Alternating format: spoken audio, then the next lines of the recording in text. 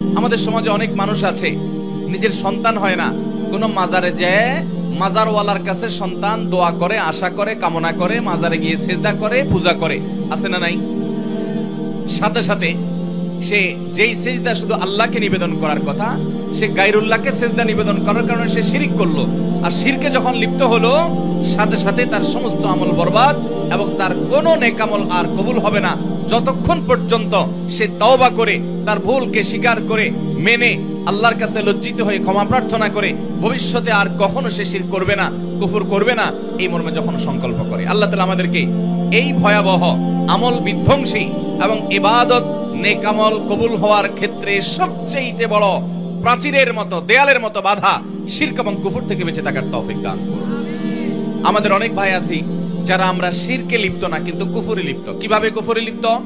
আল্লাহ তাআলার কোনো আদেশ বা কোনো নিষেধ আমার বিবেকে ধরছে না।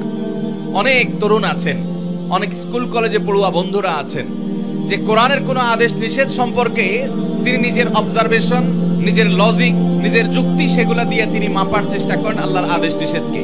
মেপে চুপে যখন দেখলেন যে না আমার বিবেকে এটা ধরছে না, আমার যুক্তিতে এটা খাটছে না, তখন তিনি সে সম্পর্কে সন্দেহ পোষণ করেন আল্লাহর আদেশ নিয়ে, আল্লাহর নিষেধ নিয়ে।